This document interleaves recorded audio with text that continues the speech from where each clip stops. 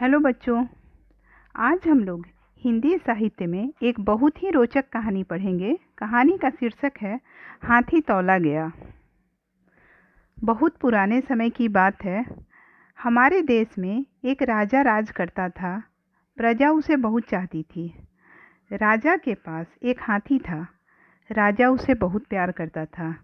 वह उस हाथी को अपनी सबसे मूल्यवान वस्तु समझता था। हाथी भी अपने राजा को बहुत प्यार करता था। वह अनेक युद्धों में अपनी बहादुरी तथा साहस दिखा चुका था। यद्यपि अब वह बूढ़ा हो गया था और अधिक काम करने में असमर्थ था, फिर भी राजा का उसके प्रति प्रेम वैसा ही बना हुआ था। राजा कभी कभी उस पर सवारी करता था। हाथी अपने राजा को नगर का भ्रमण कराकर संतुष्ट होता था।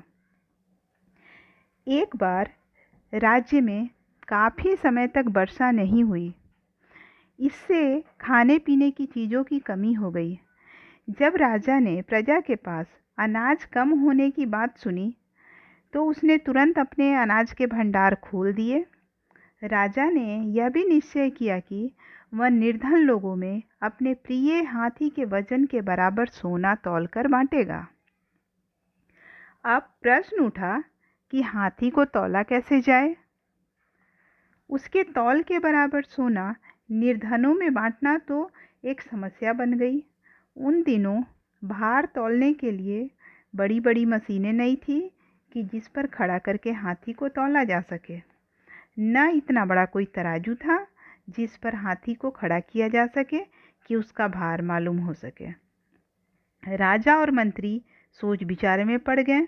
उसने हाथी को तौलने का कोई उपाय नहीं सूझ रहा था। अंत में राजा ने ऐलान किया कि राज्य का जो भी व्यक्ति हाथी को तौलने का उपाय ढूंढ निकालेगा, उसे सोने से भरी 10 थैलियां इनाम में दी जाएगी। यह घोषणा बिजली की तरह चारों ओर फैल गई। सभी हाथी तौलने का उपाय खोजने में लग गए, जिससे राज्य के निर्धन लोगों की कुछ सहायता हो सके। धीरे धीरे कई दिन बीत गए, पर राज्य के किसी व्यक्ति ने कोई उपाय नहीं सुझाया। कुछ सप्ताह बीतने पर एक दिन एक राज्य कर्मचारी ने हाँफते हाँफते दरबार में प्रवेश किया और राजा से निवेदन किया कि महाराज, मैं एक बहुत अच्छा समाचार लाया हूँ। एक निर्धन मछुआरा हाथी को तौलने का दावा करता है। वह समुद्र के किनारे एक छोटे से गांव में रहता है। उसकी शर्त है कि हाथी को वहीं तौला जाए। राजा ने कहा, ठीक है, हमें शीघ्र ही उस गांव में पहुंचना चाहिए। बस फिर क्या था, राजा अपने मंत्रियों तथा सैनिकों के साथ उस गांव की ओर चल पड़ा। रास्ते में अनेक लोग साथ हो लिए, क्योंकि वे भी देखना चाहते थे कि हाथी को कैसे तौला जाएगा। राजा अपने प्रिय हाथी पर सवार था।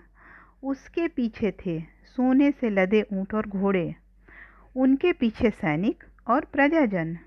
इस प्रकार यह लश्कर मछुआरे के गांव जा पहुंचा।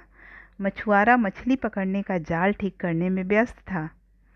जैसे ही राजा का हाथी वहां पहुंचा, मछुआरा उठ खड़ा हुआ और उसने झुककर राजा को प्रणाम किया।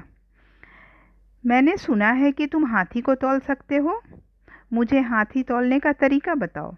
मैं तुम्हें धन दौलत से मालामाल कर दूंगा। राजा बोला, महाराज, मैं आपको हाथी तौलने की विधि बता दूंगा, परंतु इसमें कुछ समय लगेगा।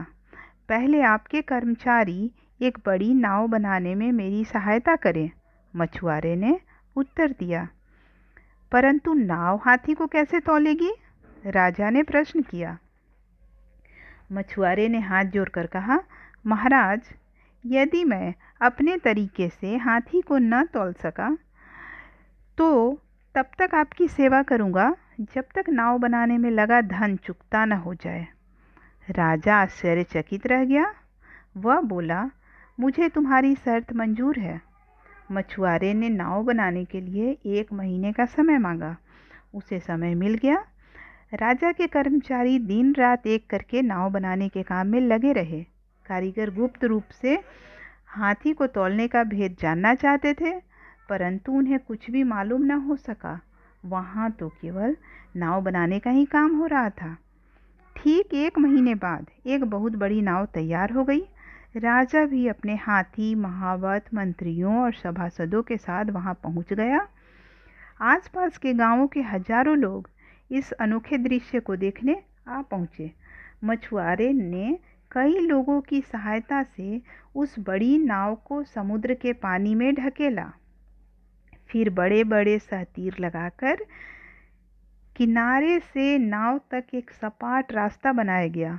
सभी आश्चर्य से देख रहे थे कि यह मछुआरा कर क्या रहा है। तभी मछुआरे ने महावत के कान में कुछ कहा। महावत हाथी पर जा बैठा और उसके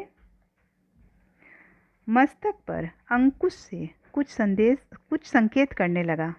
हाथी सहतीरों पर पांव रखता हुआ नाव की ओर जाने लगा तो लोग चिल्ला उठे, नाव डूब जाएगी, नाव टूट जाएगी।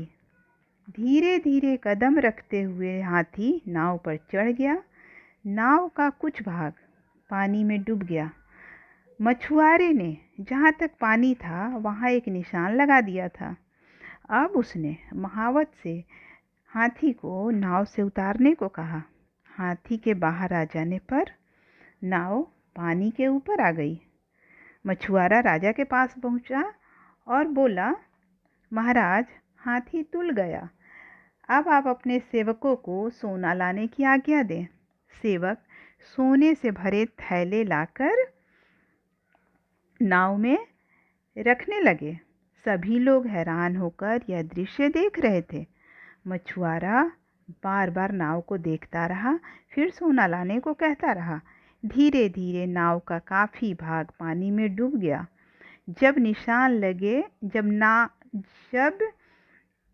नाव निशान तक डूब गई तो मछुआरा चिल्लाया, बस बस हो गया, हाथी के बराबर सोना तुल गया। लीजिए महाराज, हाथी की तौल के बराबर सोना तुल गया। राजा इसे देखकर हैरान रह गया। लोग खुशी से तालियां बजाने लगे और मछुआरे की बुद्धि की प्रशंसा करने लगे। राजा ने अपने वचन के अनुसार मछुआरे को सोने से भरी 10 थैलियां इनाम में दे दी। बच्चों, इसी आधार पर विज्ञान में आर्किमिडीज का सिद्धांत बना है। धन्यवाद।